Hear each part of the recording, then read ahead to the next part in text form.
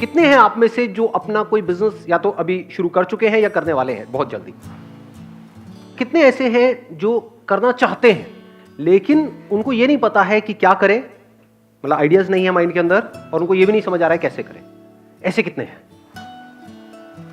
काफी सारे। जिनका हाथ यहां तक जा रहा है डीओ लगा के नहीं आए हो क्या? ये क्या होता है भाई? अरे साथ वाली को मरने दो, हाँ रोने दो, वो इधर उधर मुंह करेगी, कोई नहीं। तो ऑलमोस्ट सब चाहते हैं कि लाइफ में कभी ना कभी अपने बेस पे कुछ करने का ट्राई किया जाए, लेकिन ये नहीं पता है कि क्या करें, यानी आइडियाज ही नहीं आते हैं माइंड में। और दूसरा ये नहीं समझ आता है चलो आइडिया भी आ गया लेकिन उसको कैसे करें। रिस्क भी बहुत होते हैं। हाँ, रिस्क बहुत होता है। रिस्क क्यों आता है? जैसे आपको अपने घर से यहाँ पर आना था, कितना रिस्क था उसमें? कितना रिस्क इन्वॉल्व था? बहुत बहुत। मतलब क्या, कोई रास्ते में भूचाल आया हुआ था, मतलब आंधी तूफान था, सुनामी थी, क्या था? अगर परसेंटेज वाइज देखा जाए तो यहाँ पर पहुंचने की पॉसिबिलिटी क्या थी आपकी? 100 तो नहीं कहेंगे क्योंकि कुछ भी हो सकता है। 99.99% सही है, मैं गलत तो नहीं कह रहा। रिस्क यहाँ पर ऑलमोस्ट 0% था पहुंचने का। क्यों? क्योंकि ये वेन्यू किसी जंगल में नहीं है जहां का कोई रास्ता ही नहीं पता है आपको। मतलब मान लो ये पीतमपुरा में हो रहा है तो उसका नाम होता है गीतमपुरा, तो जगह है ही नहीं। अब आप ढूंढ रहे हो, नेट पे ढूंढ रहे हो, लोगों से पूछ रहे हो गीतमपुरा कहाँ है जी, गीतमपुरा पता नहीं जी, तो कैसे पहुंचते? तब कितना रिस्क था? ऑलमोस्ट 100%। नॉलेज से रिस्क कम हो जाता है। Knowledge not just theoretical knowledge, practical knowledge based upon experience which is coming from the right source. मतलब नॉलेज किसी ऐसे बंदे से जो खुद उस रास्ते पे चला है, जो खुद वहां तक पहुंचा है जहां आप पहुंचना चाहते हो, तो रिस्क बहुत कम हो जाता है। तो इससे रिलेटेड एक बड़ा सिंपल सा आइडिया मेरे माइंड में आया है। आइडिया इज, अगर उसको मैं 3 वर्ड्स में बोलूं, it's a free business school. आगे लगा दो बाई संदीप महेश्वरी। कैसा लग रहा है आइडिया सुनने में? वहां पे कोई थ्योरेटिकल बातें नहीं होंगी, सिर्फ प्रैक्टिकल बातें होंगी।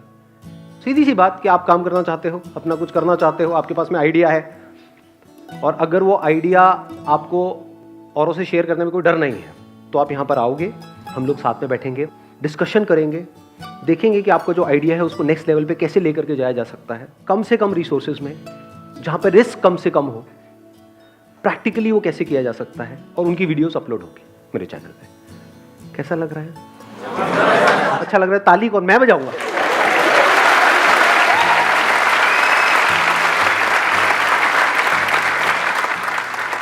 इसके लिए आपको क्या करना है, आपको या जो भी लोग मेरे को अभी वीडियो में देख रहे हैं उनको क्या करना है कि अपनी एक छोटी सी वीडियो बनानी है 5 मिनट के अंदर अंदर, कि आपका वो आइडिया क्या है और क्या प्रॉब्लम है जिसको आप सॉल्व करना चाहते हो।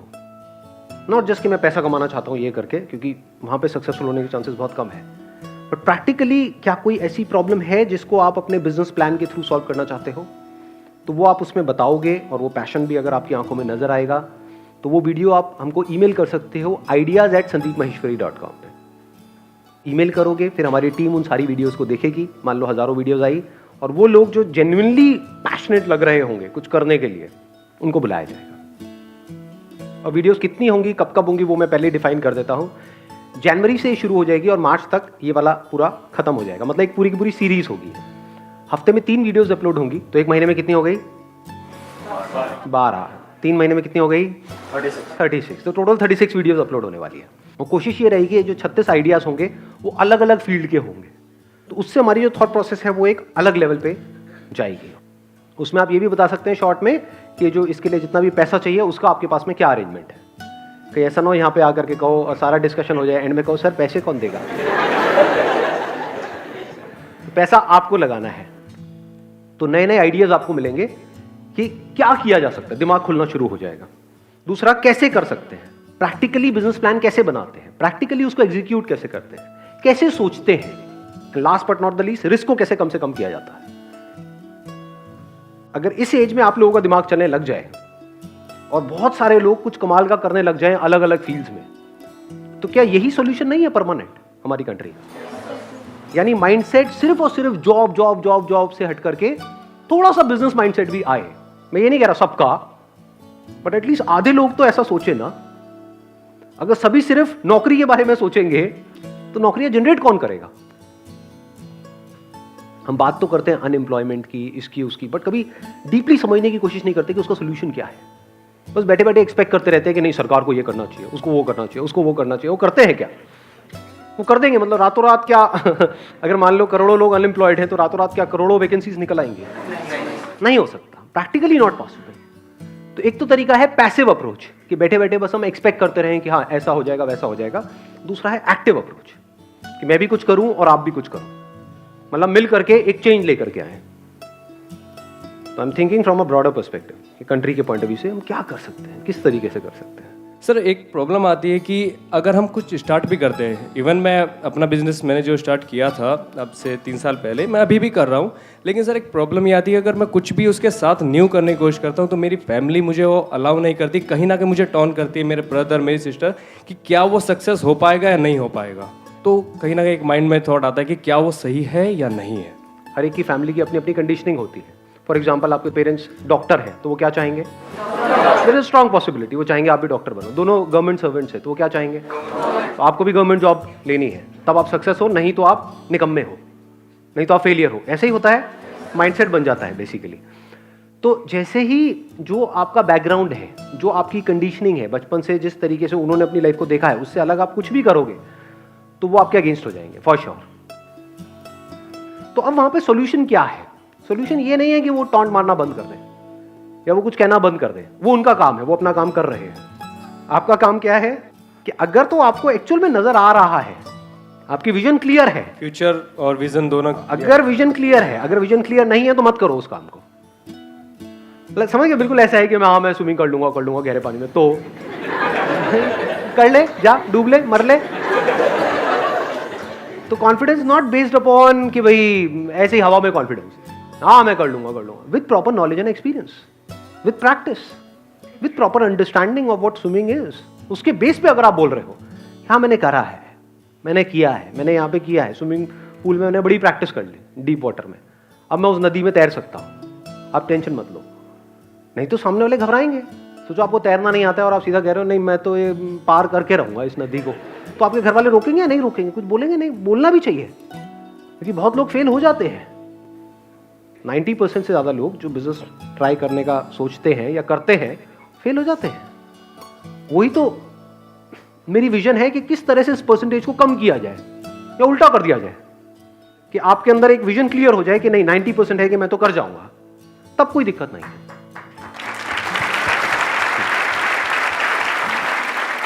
तो अब अगर वो बोलते हैं तो वहां पर अगर आपकी विजन क्लियर है तो आप अंदर ही अंदर हंसोगे। हंसते नहीं हंसते जब हमारी विजन क्लियर होती है। जैसे फॉर एग्जांपल आपके पास में कोई आए और आकर के आपको बोले बड़े कॉन्फिडेंस से, और 10 लोग नहीं, 20 लोग नहीं, 100 लोग खड़े हो जाएं आपके सामने और आकर के बोले कि धरती गोल नहीं है, फ्लैट है, हमें दिख रहा है फ्लैट है, तू समझ क्यों नहीं रहा कि फ्लैट है, और आप थोड़े पढ़े लिखे हो तो क्या करोगे? वहां पर लड़ोगे उनसे, बहस करोगे या हंसोगे? हाँ, तो हंसी आती है। तो इसी तरीके से जब आप कुछ कर रहे हो और अगर आपकी खुद की विजन क्लियर है, प्रॉब्लम ये है, प्रॉब्लम वो नहीं है। अगर आपकी विजन क्लियर नहीं है और वो बोल रहे हैं उस वजह से आप नहीं कर रहे हो, तो ये आपके लिए भी अच्छा है, उनके लिए भी अच्छा है। नहीं तो खुद भी मरोगे, उनको भी मारोगे।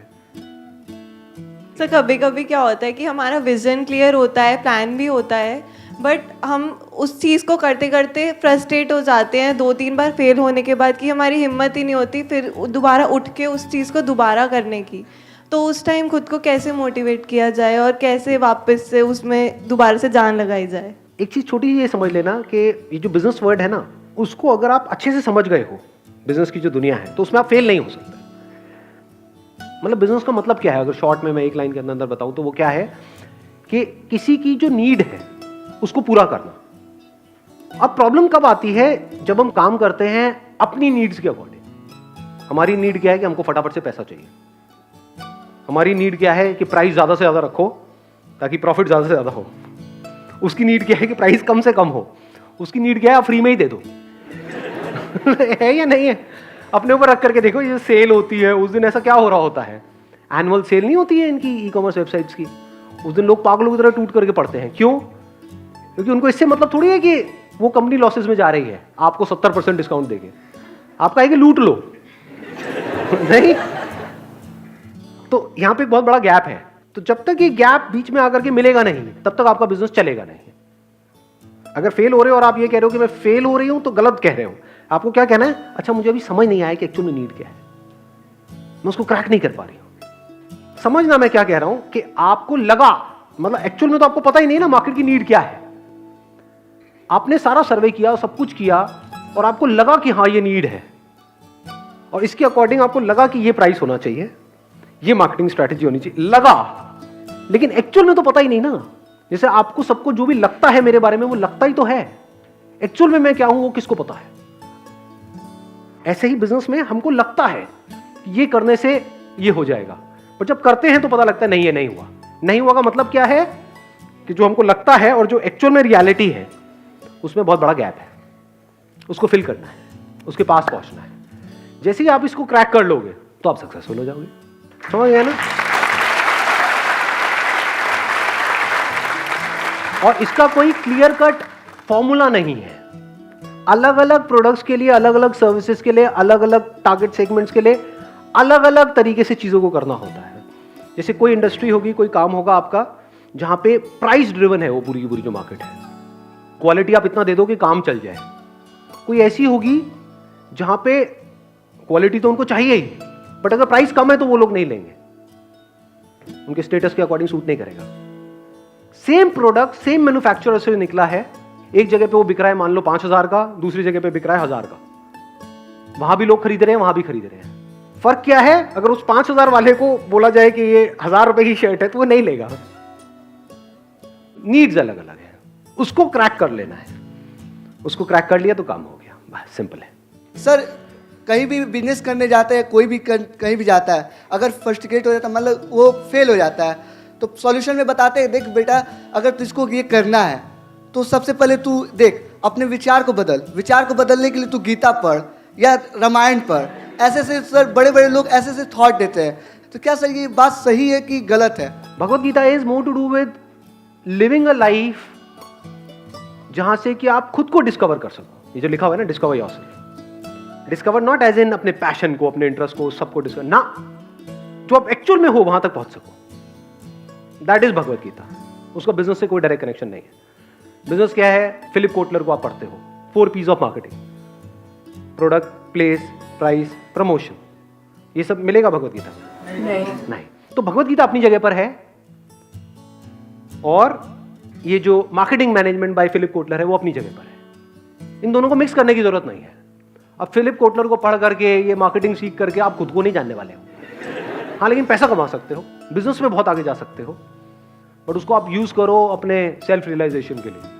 तो उसको पढ़ करके मेडिटेशन कर रहे हो, ध्यान लगा रहे हो, क्या टट्टू होगा वहां, समझे?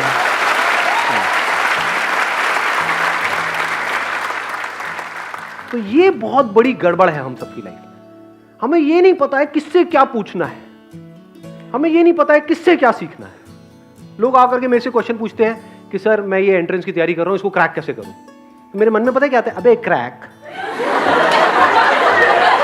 किससे पूछ रहा है?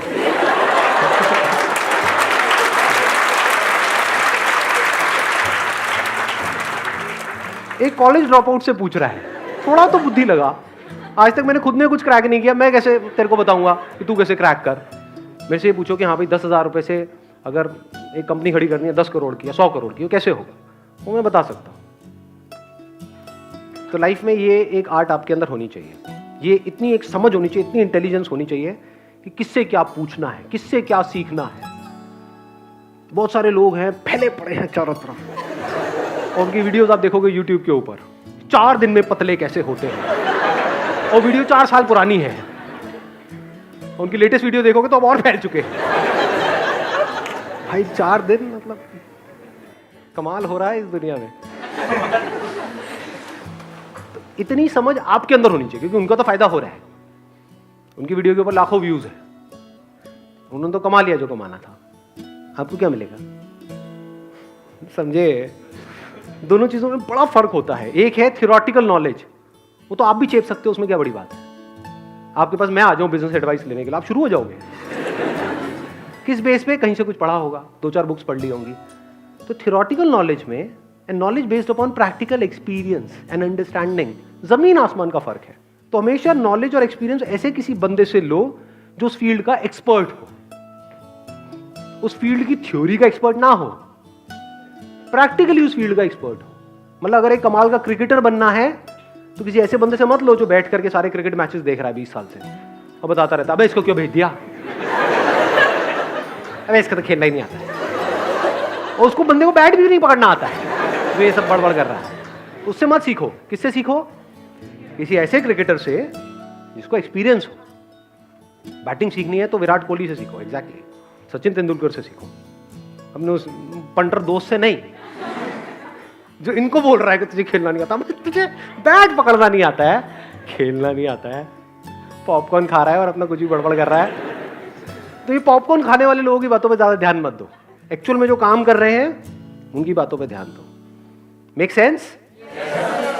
एक बात बताना, सच सच बताना, मतलब झूठ मत बोलना। अभी जब यहाँ पर आप आए थे और बिजनेस के बारे में जिस तरह से सोच रहे थे, जो भी आपका माइंडसेट था उसमें और अब जहाँ तक भी हम गए हैं, जितना भी मैंने एक्सप्लेन किया, उसमें कुछ चेंज आया है? सच में आया है या झूठ कह रहे हैं? कितने सच में जिनको लग रहा है यहाँ चेंज आया है? अब बिजनेस करना आसान लग रहा है, मुश्किल लग रहा है? आसान लग रहा है ना? हाँ, सोचो कुछ देर में ऐसा हुआ है, अगर प्रॉपर्ली वो 36 वीडियोस आप बैठ करके देख लो, कितना चेंज आ जाएगा, कितना आसान लगने लग जाएगा सब कुछ। हाँ, कर ही डालेंगे ना फिर। अरे कर ही डालेंगे। चलिए, wish you all the very best.